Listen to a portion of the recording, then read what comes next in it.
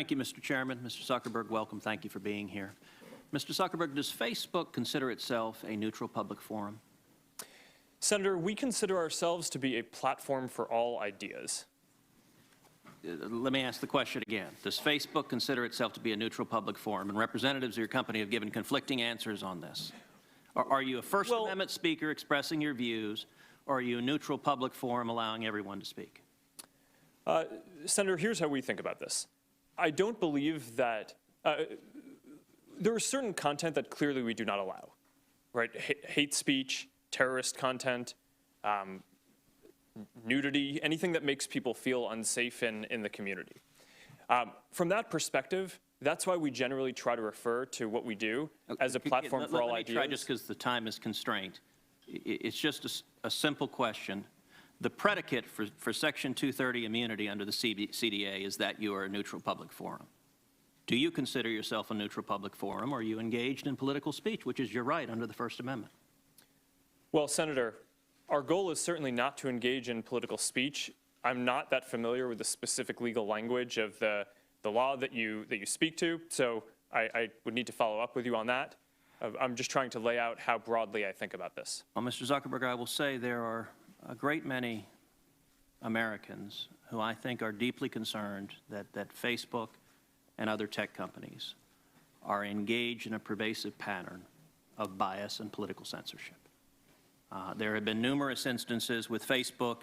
In May of 2016, Gizmodo reported that Facebook had purposely and routinely suppressed conservative stories from trending news, including stories about CPAC, including stories about Mitt Romney, including stories about the Lois Lerner IRS scandal, including stories about Glenn Beck. In addition to that, Facebook has initially shut down the Chick-fil-A Appreciation Day page, has blocked a post of a Fox News reporter, has blocked over 24 Catholic pages, and most recently blocked Trump supporters Diamond and Silk's page with 1.2 million Facebook followers after determining their content and brand were, quote, unsafe to the community. To a great many Americans, that appears to be a pervasive pattern of political bias. Do you agree with that assessment? Senator, let me say a few things about this.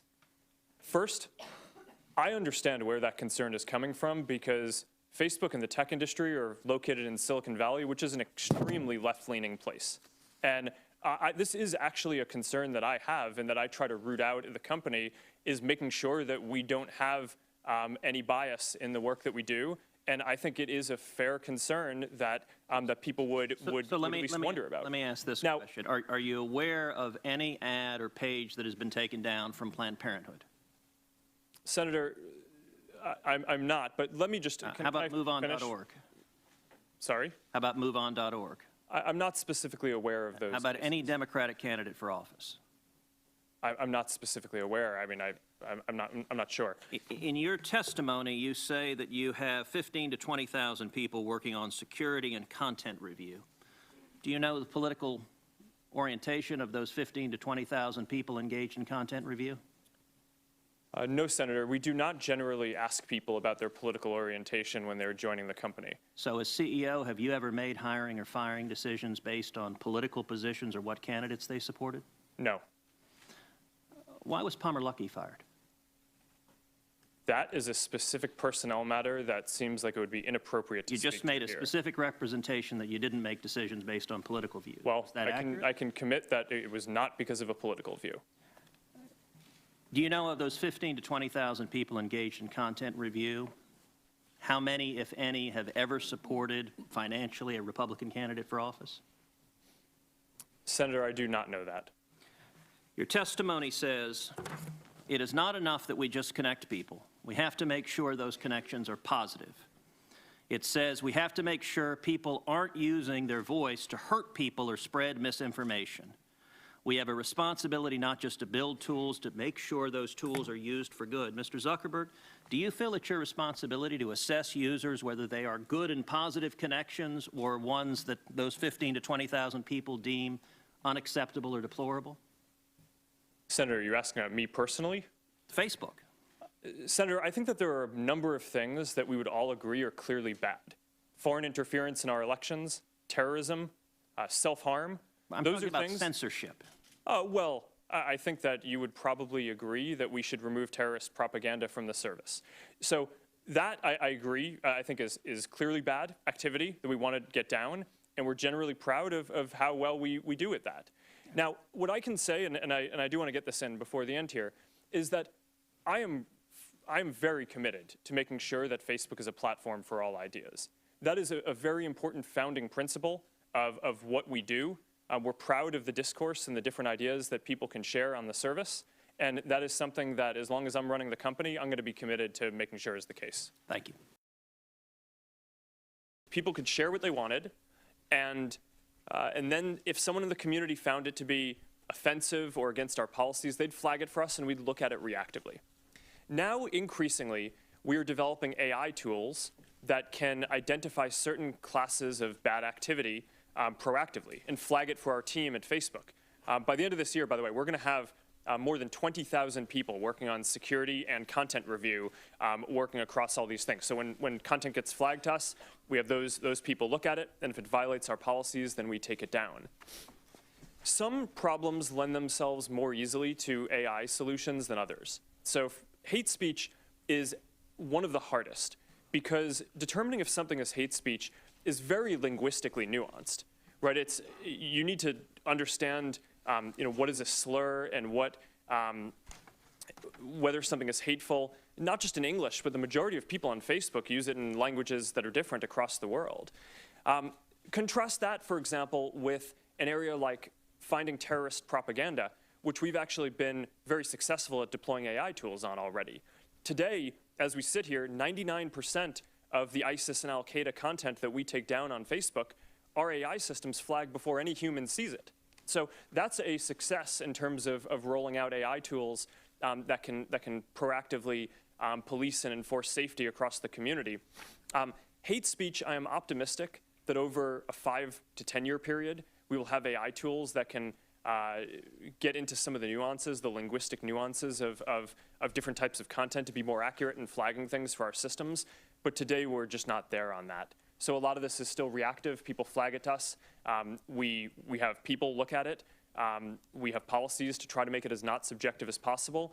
But until we get it more automated, there's a higher error rate than I'm happy with. Thank you, Senator Feinstein. This is one of my top priorities in 2018, is to get this right. One of my greatest regrets in running the company is that we were slow in identifying the Russian information operations in 2016. We expected them to do a number of more traditional cyber attacks, which we did identify and notify the campaigns that they were trying to hack into them, but we were slow at identifying the type of new information operations. When did you identify new operations? It was right around the time of the 2016 election itself. So since then,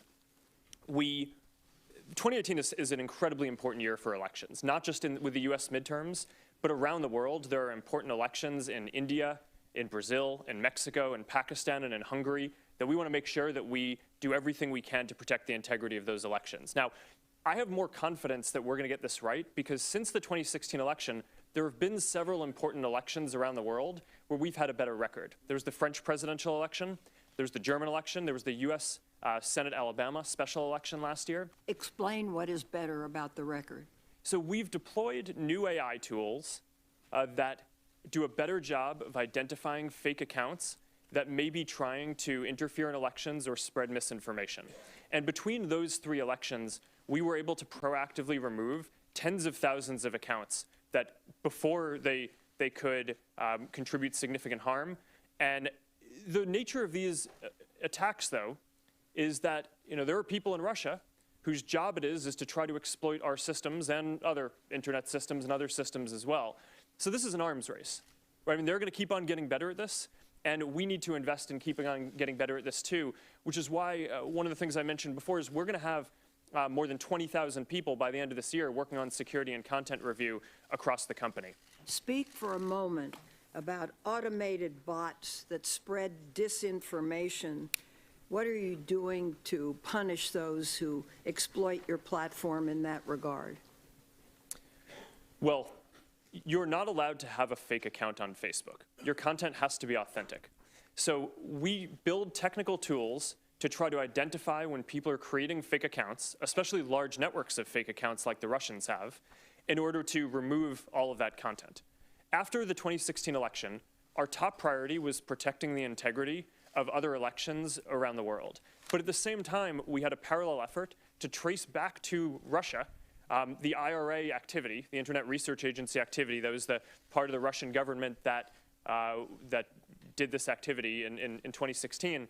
And just last week, we were able to determine that a number of Russian media organizations that were sanctioned by the Russian regulator were operated and controlled by this Internet Research Agency. So we took the step last week, that was a pretty big step for us, of taking down sanctioned news organizations in Russia as part of an operation to remove 270 fake accounts and pages, part of their broader network in Russia. That was actually not targeting international interference as much as, sorry, let me correct that. It was primarily targeting spreading misinformation in Russia itself, as well as certain Russian-speaking neighboring countries. How many accounts of this type have you taken down? Across, in the IRA specifically, the ones that we've pegged back to the IRA, we can identify the 470 in the American elections and the 270 that we specifically went after in Russia last week. There are many others that our systems catch, which are more difficult to attribute specifically to Russian intelligence. But the number would be in the tens of thousands of fake accounts that we remove, and I'm happy to have my team follow up with you on more information if that would be helpful. Would you please? I think this is. Do you believe the European regulations should be applied here in the U.S.? Senator, I think everyone in the world deserves good privacy protection. And regardless of whether we implement the exact same regulation, I would guess that it would be somewhat different because we have somewhat different sensibilities in the U.S. as to other countries.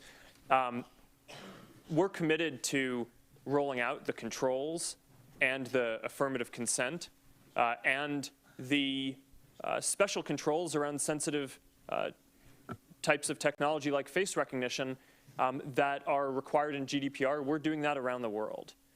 So I think it's certainly worth discussing whether we should have something similar in the US. But what I would like to say today is that we're going to go forward and implement that regardless of what the regulatory outcome is. I understand with regard to suggested rules or suggested legislation, there are at least two schools of thought out there. One would be the ISPs, the Internet Service Providers, who are advocating for privacy protections for consumers that apply to all online entities equally across the entire Internet ecosystem. Now, Facebook is an edge provider, on the other hand. It's my understanding that many edge providers, such as Facebook, may not support that effort because edge providers have different business models than the ISPs and should not be considered like services.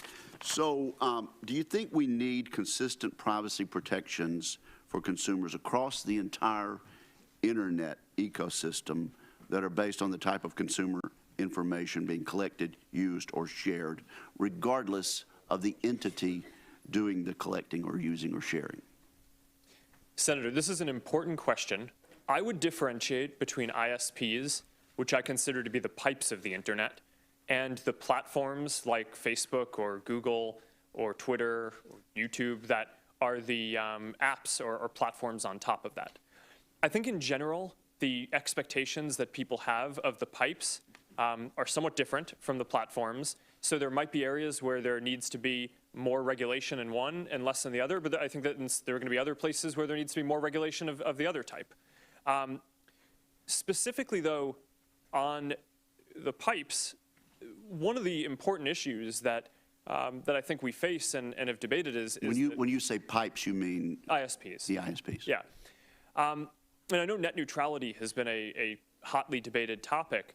And one of the reasons why I have been out there saying that I think that should be the case is because I look at my own story of when I was getting started building Facebook at Harvard. I only had one option for an ISP to use. And if I had to pay extra in order to make it so that my app could potentially be seen or used by other people, then we probably wouldn't be here today. Okay, but we're talking about privacy concerns, and let me just say, we'll have to follow up on this, but I think you and I agree this is going to be one of the major items of debate if we have to go forward and do this from a governmental standpoint. Let me just move on to another couple of items. Is it true that, as was recently publicized, that Facebook collects the call and text histories of its users that use Android phones? Senator, we have an app called Messenger for sending messages to your Facebook friends, and that app offers people an option to sync their text messages into the messaging app and to make it so that, so basically, so you can have one app where it has both your texts and your Facebook messages in one place. We also allow people the option of You can opt in or out of that? Yes, It is opt-in. opt out? It is opt-in. You have to affirmatively say that you want to sync that information before we get access to it. Unless you opt in, you don't collect that call and text history. That is correct. And is that true for, is this practice done at all with minors, or do you make an exception there for persons aged 13 to 17? I do not know. We can follow up. Okay, do that. Let's do that. And one other thing, there have been reports that Facebook can track a user's internet browsing activity even after that user has logged off of the Facebook platform. Can you confirm whether or not this is true? Senator, I want to make sure I get this accurate, so it would probably be better to have my team follow up. So you don't know? I know that people use cookies on the internet, and that you can probably correlate activity between sessions. We do that for a number of reasons, including security and including measuring ads to make sure that the ad experiences are the most effective, which of course people can opt out of. But I want to make sure that I'm precise in my answer, so when you let me follow up. When you get with back to me, after. sir, would you also let us know how Facebook discloses to its users that engaging in this type of tracking gives us that result? Yes. And thank you very much. Senator, we have a lot of competitors. Who's your biggest? I think the categories of, do you want just one? I'm not sure I can give one, but can I give a bunch? Mm-hmm. So there are three categories that I would focus on. One are the other tech platforms, so Google, Apple, Amazon, Microsoft. We overlap with them in different ways. Do they provide the same service you provide? In different ways, different parts of it, Let me put it this way. If I buy a Ford and it doesn't work well and I don't like it, I can buy a Chevy. If I'm upset with Facebook, what's the equivalent product that I can go sign up for? Well, there's the second category that I was going to talk about. I'm not talking about categories. I'm talking about, is there real competition you face? Because car companies face a lot of competition. If they make a defective car, it gets out in the world, people stop buying that car, they buy another one. Is it an alternative to Facebook in the private sector? Yes, Senator. The average American uses 8 different apps to communicate with their friends and stay in touch with people, ranging from texting apps to email. Which is the same service you provide. Well, we provide a number of different services. Is Twitter the same as what you do? It overlaps with a portion of what we do. You don't think you have a monopoly? It certainly doesn't feel like that to me. Okay. So it doesn't. So Instagram, you bought Instagram. Why did you buy Instagram? Because they were very talented app developers who were making good use of our platform and understood our values. It was a good business decision. My point is that one way to regulate a company is through competition, through government regulation. Here's the question that all of us got to answer. What do we tell our constituents, given what's happened here, why we should let you self-regulate? What would you tell people in South Carolina that, given all the things we've just discovered here, it's a good idea for us to rely upon you to regulate your own business practices? Well, Senator, my position is not that there should be no regulation. Okay. I think the internet is Do increasingly you embrace regulation? I think the real question, as the internet becomes more important in people's lives, is what is the right regulation, not whether there should be or But you as a company welcome regulation? I think if it's the right regulation, then Do you yes. think the Europeans have it right? I think that they get things right. Have you ever submitted? That's true. So would you work with us in terms of what regulations you think are necessary in your industry? Absolutely. Okay, would you submit to us some proposed regulations? Yes, and I'll have my team follow up with you so that way we can have this discussion across the different categories where I think that this discussion needs to happen. Look forward to it. When you sign up for Facebook, you sign up for terms of service. Are you familiar with that? Yes. Okay. It says, the terms govern your use of Facebook and the products, features, apps, services, technologies, software we offer, Facebook's products or products, except where we expressly state that separate terms and not these apply. I'm a lawyer, I have no idea what that means. But when you look at terms of service, this is what you get. Do you think the average consumer understands what they're signing up for? I don't think that the average person likely reads that whole document. Yeah. But I think that there are different ways that we can communicate that and have a responsibility to do so. Do you agree with me that you better come up with different ways because this ain't working? Well, Senator, I think in certain areas that is true, and I think in other areas, like the core part of what we do, right? If you think about just at the most basic level, people come to Facebook, Instagram, WhatsApp, Messenger about 100 billion times a day to share a piece of content or a message with a specific set of people. And I think that that basic functionality, people understand because we have the controls in line every time, and given the volume of the activity and the value that people tell us that they're getting from that, I think that that control in line does seem to be working fairly well.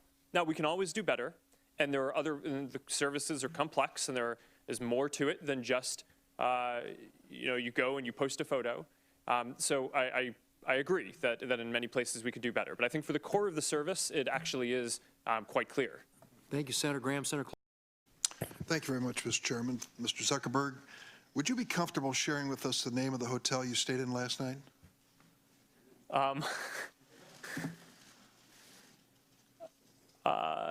No. If you've messaged anybody this week, would you share with us the names of the people you've messaged? Senator, no, I would probably not choose to do that publicly here. I think that may be what this is all about. Your right to privacy, the limits of your right to privacy, and how much you give away in modern America in the name of, quote, connecting people around the world. A question basically of what information Facebook's collecting, who they're sending it to, and whether they ever asked me in advance my permission to do that. Is that a fair thing for a user of Facebook to expect? Yes, Senator. I think everyone should have control over how their information is used.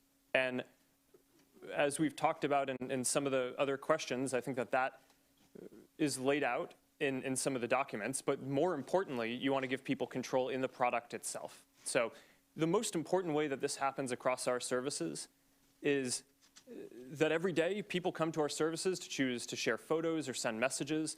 And every single time they choose to share something, they have a control right there about who they want to share it with.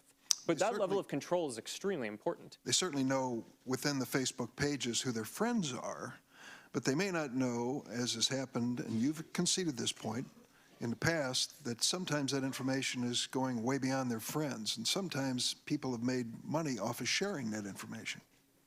Correct? Senator, you're referring, I think, to our developer platform, and it may be useful for me to give some background on how we set that up, if that's useful.